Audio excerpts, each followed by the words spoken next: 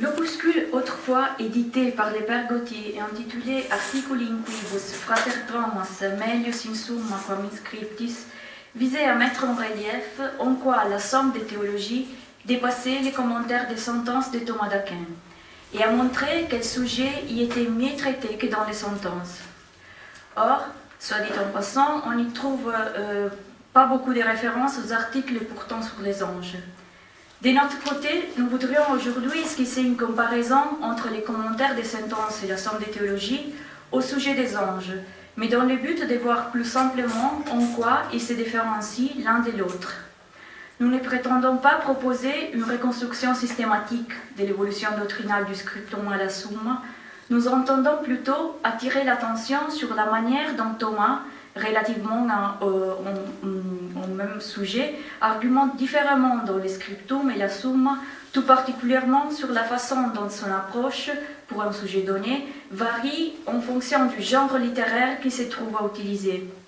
Ce qui fait que dans la perspective qui est ici la nôtre, les passages les plus intéressants à comparer s'avèrent ceux qui ne comportent aucun changement d'avis de la part de Thomas. Même en l'absence de changements doctrinaux notables, on peut y observer beaucoup de différences qui ne sera pas sans profit de faire ressortir. Il ne s'agit pas d'accumuler les observations de détails, mais de chercher les éléments utiles pour caractériser les buts visés par Thomas en entreprenant la composition de la somme de théologie. Le récit de Ptolémée de Luc ne nous convaincra pas de l'utilité d'une telle comparaison. Dans son histoire, Ptolémée remarque en effet que Thomas aurait débuté son enseignement romain en lisant à Sainte-Sabine les sentences de Pierre Lombard. Pourtant, il précise n'avoir vu que les premiers livres de cet ouvrage. D'où l'hypothèse, possible mais non démontrable, que Thomas n'aurait pas achevé sa lecture du Lombard, plus précisément qu'il l'aurait abandonné une fois les premiers livres terminés, pour proposer à ses étudiants un manuel plus adapté à leurs besoins. Ce serait donc pour remplacer les sentences, ouvrage qui ne lui semblait plus adapté à la formation des confrères, que Thomas aurait conçu sa Summa. Or, comme l'a démontré Boyle, ce n'est pas pour se substituer au Lombard que Thomas entreprend son projet, mais plutôt parce qu'il était animé par un souci pédagogique et au fond de charité. Offrir à ses confrères un texte de référence à utiliser dans les scolaires conventuelles pour l'enseignement de la théologie. Un manuel destiné d'abord aux débutants, mais aussi un instrument à l'usage des lecteurs, ainsi qu'un texte destiné à la formation continue des frères ordinairement engagés dans la pastorale. Thomas veut donc proposer une alternative non pas aux sentences, mais à certains manuels dominicains circulant à son époque, dont il semble dénoncer les défauts dès les premières lignes de la somme. La prolifération des questions, d'articles et d'arguments, l'ordre non didactique suivi dans l'exposition de la matière théologique, la tendance à revenir sur les mêmes sujets qui engendre chez les lecteurs et nuit à confusion. D'où l'exigence de choisir un genre littéraire adapté pour s'exprimer de la manière souhaitée, apte à assurer une approche de la théologie exhaustive, mais sans prolixité, pédagogique, mais sans simplification, voire platitude, et bien ordonnée pour que l'accès à la matière soit graduel, sans supposition gratuite ou répétition inutile. La comparaison entre la somme et les commentaires des sentences ne peut se faire qu'en ayant présente à l'esprit la différence majeure qu'il y a entre un commentaire littéral par question et un manuel de théologie systématique. Alors que dans ce dernier, c'est l'auteur lui-même et lui seul qui choisit l'ordre de l'exposé, dans un ouvrage qui au fond est exégétique, c'est plutôt les textes commentés qui guident l'argumentation. S'il est vrai qu'en lisant les Lombards, Thomas ne se tient pas strictement au texte commenté et même qu'il va bien au-delà de celui-ci, il reste toujours en contact avec lui. L'originalité de son exégèse consiste dans le choix des questions à poser, de la manière et de l'endroit où les formuler. Au fond, donc, dans le choix de porter son attention sur certains éléments émergeant du texte du Lombard, plutôt que sur d'autres. Par contre, la somme se développe selon un dessin propre à son auteur, son but n'étant pas du tout exégétique. Quelles conséquences cette indépendance de l'enseignement de Thomas dans la somme a-t-elle sur l'articulation du discours angélologique? Pour répondre à cette question, nous avons étudié en parallèle l'écrit et la somme à la recherche des points, des contacts et des divergences. Analysons quelques exemples significatifs. Tout d'abord, penchons-nous sur la contextualisation des sections angélologiques dans les deux ouvrages. Le bachelier Thomas suit les Lombards. C'est ainsi qu'il consacre aux anges quelques articles importants de son commentaire au premier livre des sentences, qui porte plus en général sur Dieu et la Trinité. Quant au deuxième livre, la section sur les anges couvre les distinctions de 2 à 11, où les Magister Sententiarum traitent des créatures purement spirituelles. Avant, une distinction portant sur les créatures et la création, après, 4 distinctions portant sur les créatures purement corporelles, puis la longue section sur l'homme. 2 questions sont soulevées à l'intérieur de la distinction 2. L'une porte sur l'unité, qui mesure la durée des anges, les Vum, l'autre sur les lieux où ils ont été créés. Ce n'est qu'à partir de la distinction 3, en effet, qu'on entre dans le vif de la discussion en abordant la question de la nature des anges. Après 4 distinctions sur la chute des démons, à la distinction 8, le bachelier Thomas revient sur la nature des anges, notamment sur leur rapport avec les corps. La distinction 9 porte ensuite sur les notions dionysiennes d'ordre et hiérarchie.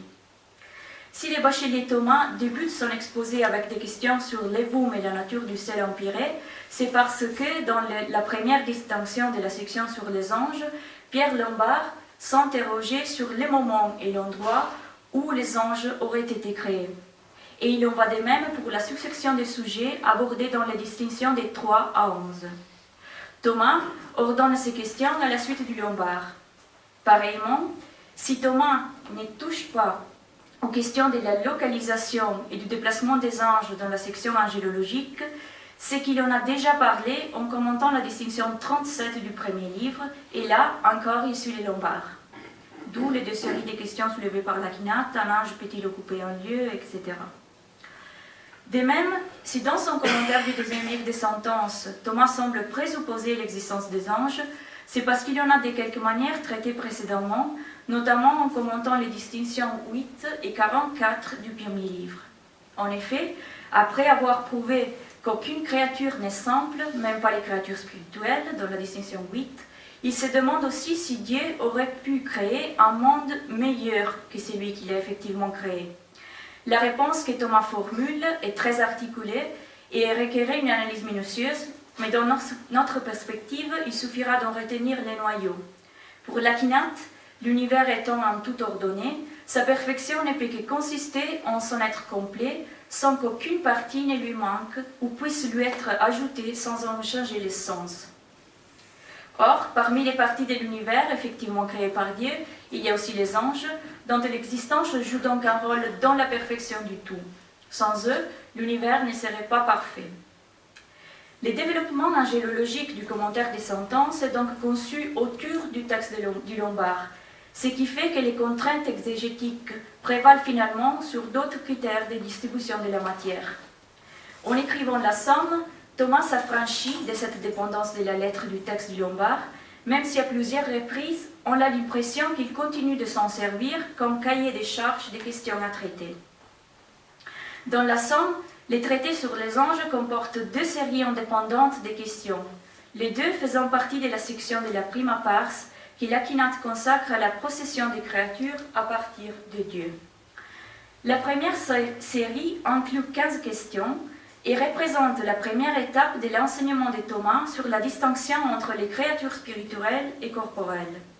Comme déjà dans son commentaire des sentences, en effet, l'Aquinat commence avec les anges, poursuit avec les créatures corporelles et porte enfin son attention sur l'homme. Le deuxième volet de l'angélologie de la Somme fait par contre partie de la section consacrée par Thomas au gouvernement du monde créé, et notamment à la mise en mouvement d'une créature par une autre. Cette section est subdivisée de manière parallèle à celle portant sur la procession des créatures. Tout d'abord, il est question des actions exercées par les êtres purement spirituels sur les autres créatures, puis de l'action des créatures corporelles, enfin de celle de l'homme. Et ces mêmes schémas agencent les subdivisions internes à la sélection angélique. Thomas y analyse tout d'abord l'action des gouvernements de l'ange sur d'autres anges, ensuite sur les corps, enfin sur l'homme.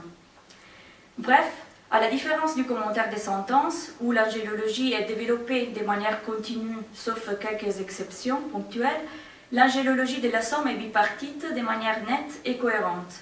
La nature et l'origine des anges font l'objet du premier volet, tandis que les secondes portent sur les rôles joués par les substances séparées dans le gouvernement divin du monde. Par ailleurs, si on retrouve dans la Somme beaucoup de critères d'organisation déjà observés dans les commentaires des sentences, on ne peut pas manquer de voir l'harmonie de l'agencement de la Somme, la récursivité des schémas d'analyse et la distribution soigneuse des questions, qui permet d'isoler facilement l'endroit où chaque question est soulevée, discutée et définitivement résolue. Si on entre dans les détails, la comparaison entre somme et commentaire permet d'apprécier encore plus comment Thomas concrétise son intention de mettre à la disposition des jeunes dominicains un manuel dans lequel la matière théologique est ordonnée selon l'ordre didactique. Alors qu'il n'est plus lié au texte des sentences, en effet, Thomas aborde les questions déjà soulevées à partir du Lombard, mais en les disposant différemment. C'est ainsi, par exemple, qu'il ne commence pas par son traité sur les anges en se demandant quand et où les substances séparées ont été créées, mais plutôt si elles existent. Par contre, la question « Utrum angelus sit creatur ante corporalem creaturam » est placée plus loin. Thomas ne la soulève que dans la question 61, lorsqu'il traite de la création des anges, donc après la longue section portant sur la nature, l'intelligence et la volonté des anges. Et il en va de même pour la question « Utrum angeli fuerint creati in cielo empireo » que Thomas aborde à la fin de la question 61. Il faut noter, concernant ce dernier article, une différence entre la Somme et les sentences. Dans la Somme, l'Aquinate se demande si les anges sont créés dans l'Empyrée, et c'est seulement plus loin, dans les traités sur les créatures corporelles, qu'il soulève des questions concernant la nature de ces ciels. Dans son commentaire des sentences, que les anges soient créés dans l'Empyrée n'est pas prouvé, Thomas donne son assentiment à cette thèse sans la discuter. Il s'efforce seulement de montrer par la suite qu'il n'y a rien dans la nature de l'Empyrée qui empêche que ce soit le cas. En ouverture de la section angélologique de la Somme, on vient de le dire, Thomas s'interroge sur l'existence des anges. De cette manière, il porte l'attention sur un thème qui n'avait pas été ouvertement abordé dans les sentences, comme on l'a rappelé auparavant. On le voit ainsi se conformer à la méthode d'exposition scientifique qu'Aristote avait suivie dans les secondes analytiques.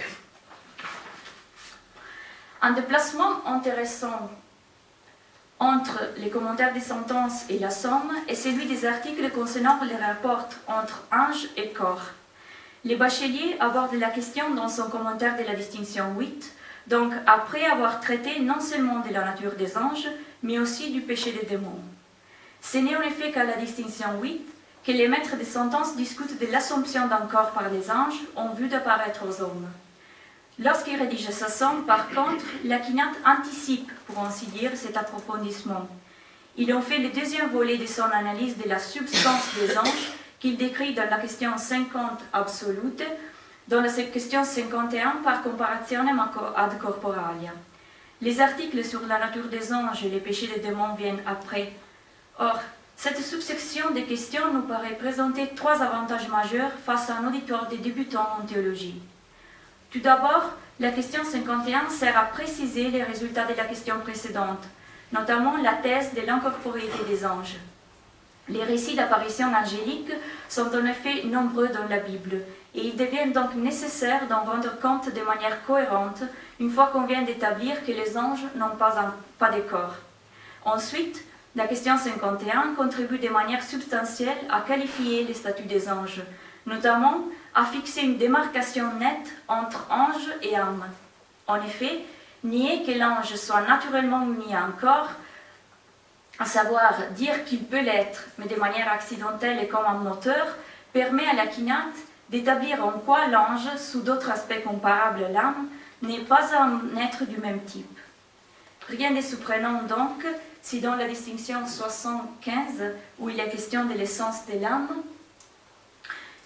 Thomas se demandera non seulement, comme pour les anges, si l'âme est un corps et si elle est composée de matière et forme, mais aussi si ange et âme appartiennent à la même espèce. Les bacheliers Thomas soulevaient déjà cette dernière question dans la distinction 3 des sentences, donc tout au début de la section angélologique, juste à la fin d'une série de questions sur l'essence des anges. Par ailleurs, il ne faut pas oublier qu'à la suite du Lombard, Thomas avait à ce moment-là déjà discuté du rapport âme-corps à la fin de son commentaire à la distinction 1, ainsi que de l'essence de l'âme au cours de sa lecture du premier livre, dans la distinction 8. Autre raison, enfin, de regarder l'anticipation de la discussion du rapport ange-corps comme un choix heureux dans une perspective didactique, la distinction 51 constitue une unité avec les deux questions qui suivent, traitant respectivement de la localisation et du mouvement des anges. Comme on l'a remarqué plus haut, ces deux thèmes sont traités à part dans les sentences. L'effet de les faire rentrer dans la section sur la substance angélique donne à Thomas l'occasion de rendre compte de manière plus cohérente, sans y revenir à plusieurs reprises, de la participation des anges au miracle. Les exemples que nous venons d'étudier montrent avec quel soin Thomas travaille l'ordre de l'exposition. Nous aimerons maintenant réfléchir sur l'incidence positive que cette réorganisation de la matière a sur les deux autres critères d'exposition énoncés dans les prologues. Éviter toute multiplication inutile de questions, articles et arguments, ainsi que toute répétition. Commençons par les répétitions qu'Aquinas arrive à éviter grâce à l'ordre qu'il confère à sa matière. Dans ce but, revenons à la question de la comparaison entre l'ange et l'âme en ce qui concerne le rapport au corps. Pourquoi ne pas s'interroger tout de suite sur les espèces d'appartenance des anges et de l'âme, comme c'est précisément le cas du commentaire des sentences? On peut répondre que c'est parce que Thomas n'a pas encore parlé de l'âme et que son lecteur ne dispose donc pas encore des instruments nécessaires pour suivre l'argumentation. Par conséquent, si l'on traitait de cette question déjà ici, on serait obligé d'y revenir par la suite, ce qui entraînerait une dispersion de la matière traitée et surtout une répétition.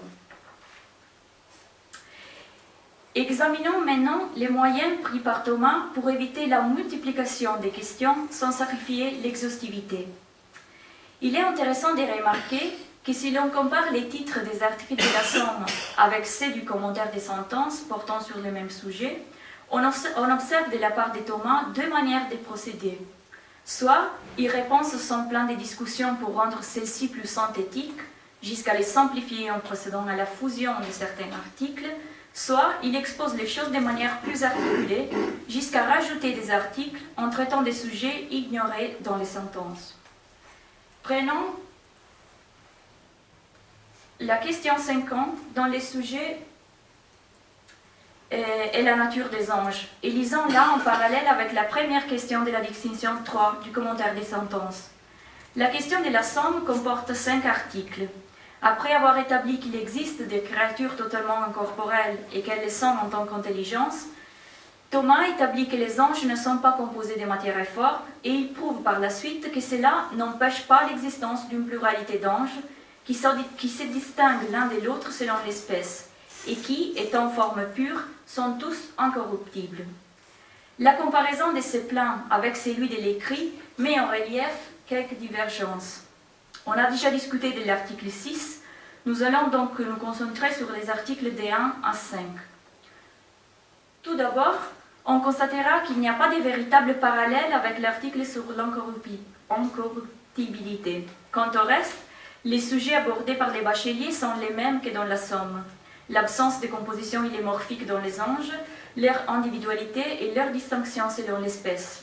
Mais, alors que dans la Somme, Thomas distingue la question de la corporéité et de celle de la matérialité, il ne les fait pas dans l'écrit.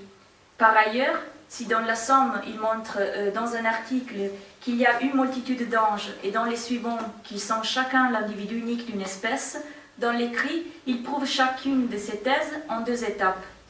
Quant à l'individuation, il commence par établir, à la suite du Lombard, que chaque ange est une personne, puis il discute du nombre des anges, donc des personnes angéliques.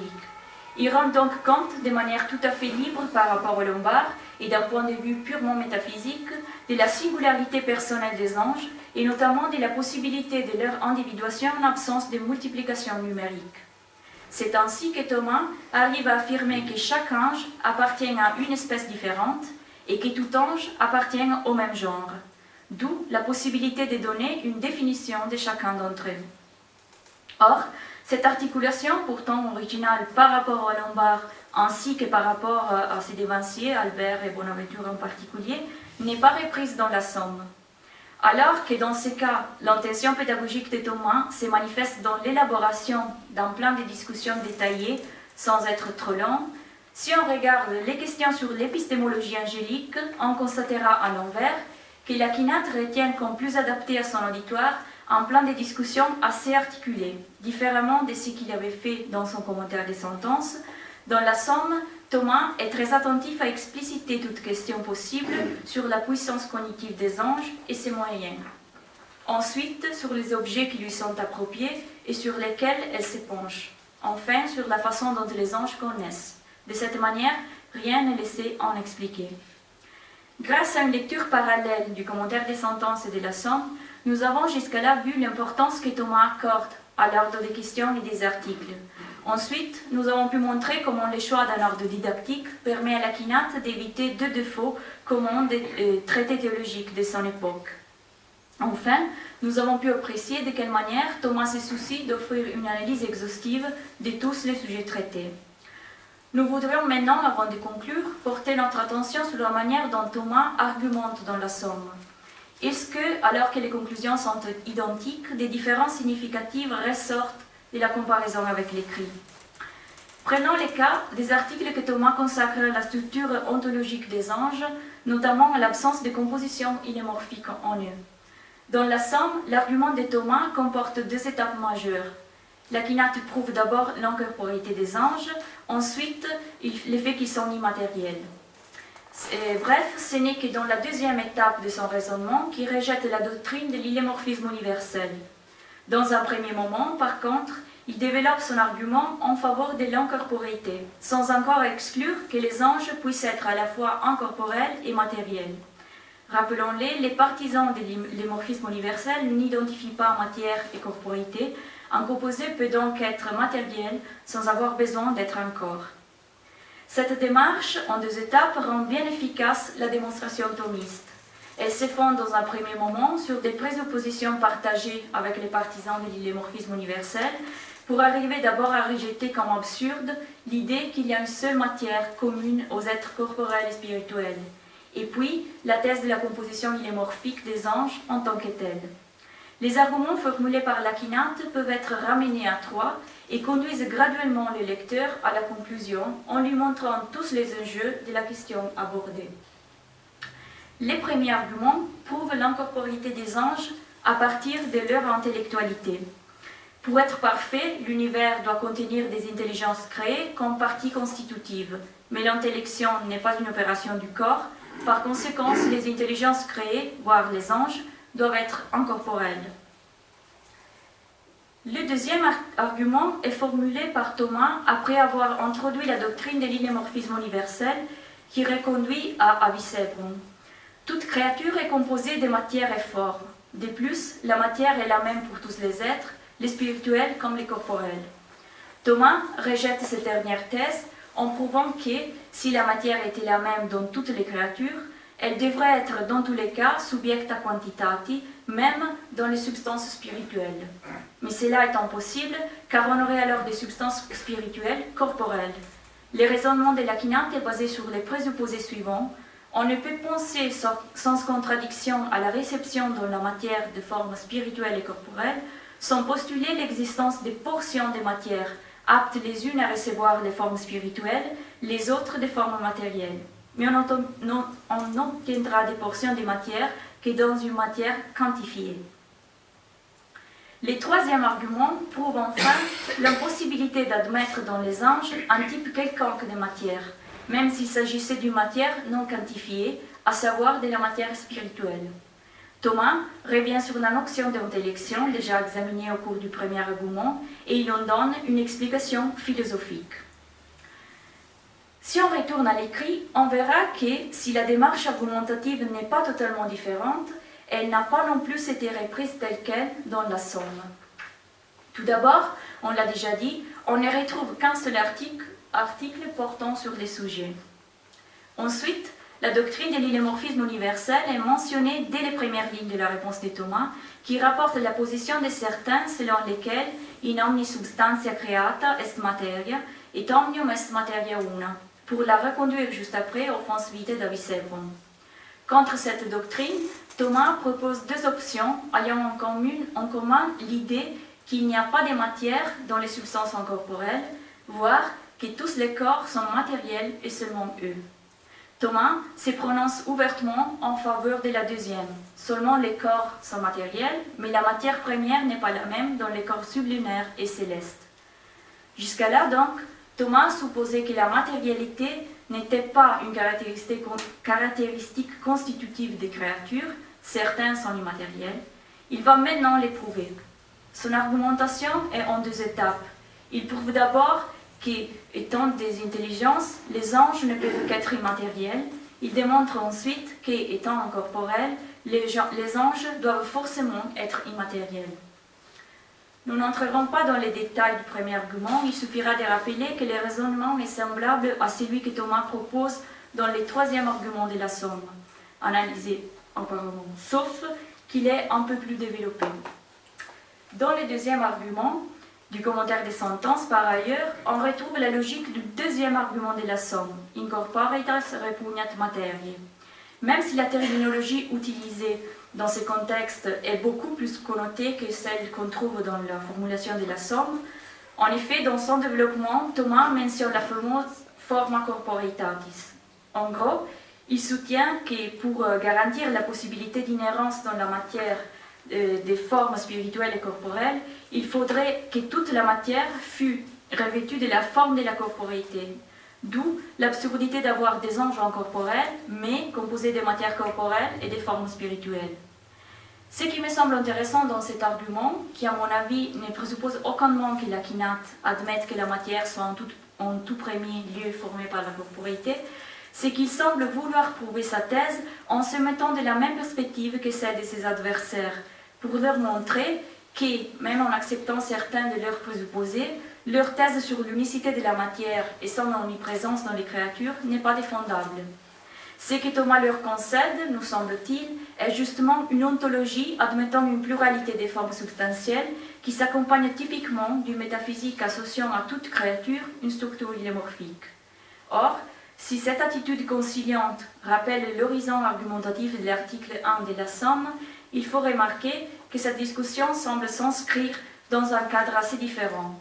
Premièrement, Thomas suppose ici l'incorporéité des anges sans la prouver, et il superpose dès les premières lignes la notion de corporéité et celle de matérialité, probablement aussi à cause de l'andiadis indivisibilis et immaterialis, avec lequel les Lombards expliquent en quoi consiste la simplicité des anges. Deuxièmement, les bacheliers Thomas sentent l'urgence de situer sa discussion dans un cadre philosophique plus vaste, d'où la référence au débat sur la matière première des corps célestes. Et troisièmement, la perspective dans laquelle les bacheliers Thomas approchent la doctrine d'Avisebron est influencée par la tâche qu'il se donne dans ces passages du commentaire, connoter la simplicité que Pierre Lombard attribue aux anges. En effet, si on regarde les prologues de la question, l'Aquinate se propose d'établir utrum angeli sint adeo simplices quod non sit compositi ex materia et forma. La perspective de la Somme nous paraît sensiblement différente. Et en effet, si on considère les débuts et la fin de la réponse de Thomas, on se rend vite compte du fait qu'il n'est pas seulement intéressé à reporter la position d'Avisebron, mais aussi et surtout à en comprendre la racine. Si celui-ci se trompe au sujet de la composition des anges, c'est parce qu'il donne consistance ontologique à une distinction qui est de fait seulement des raisons. De cette approche n'a pas besoin d'être soulignée pour un auteur qui conçoit la sagesse comme capacité d'expliquer la vérité et tout à la fois, voire surtout, de la défendre de toute erreur. Tout cela nous introduit à croire qu'on pourrait encore beaucoup dire sur la manière dont la Somme se différencie du commentaire des sentences en examinant les arguments pro et contre utilisés par Thomas, ainsi que les autorités citées. Mais c'est une autre histoire à raconter une autre fois. Merci. Il y a aussi, concernant le gouvernement divin, la place des anges qui est très ménagée par Thomas d'Aquin, à la suite notamment du traité de Denis sur les hiérarchies célestes. Elle ne traite pas, ce traité de hiérarchie céleste de Denis ne traite pas des natures divines, mais de leur fonction illuminatrice au bénéfice de l'humanité. La Bible encourage beaucoup et en montre l'importance là. Mais c'est l'exposé. Il faut toute votre connaissance que vous avez du problème, que vous puissiez un jour, je souhaite que vous puissiez un jour vous intéresser à comment s'articule le gouvernement divin à travers les missions des anges et surtout la question de l'illumination de grâce. Il y a un nœud principal qui dépasse tout le monde, bien entendu, mais qui est très important, c'est que le traité de Denis sur l'hiérarchie céleste comporte une solution qui est d'origine néoplatonicienne, parce que Thomas l'a traité en conjonction et même en référence à la noétique d'Aristote selon Averroès. Le lieu principal de Denis, c'est que la connaissance de Dieu que diffusent les anges, à laquelle ils sont, par le gouvernement divin, ils apportent leur concours, c'est qu'ils distribuent, au fond, le privilège du premier rang des séraphins d'avoir une connaissance de l'essence divine à mésos, sans intermédiaire. Et là, ça a intéressé beaucoup Thomas d'Aquin parce que dans le contexte où il vivait, le problème de la vision de Dieu, tel que la Bible nous l'annonce, au fond, implique une mensuration de l'intellect humain par l'infinité divine. Alors là, le problème, il y a eu une condamnation dans les années 1230 sur la thèse d'un dominicain qui a repris, Étienne de Vénizy, qui a repris la thèse des pères grecs où il n'y a pas de connaissance de l'essence divine, sauf ce qui en est révélé par grâce.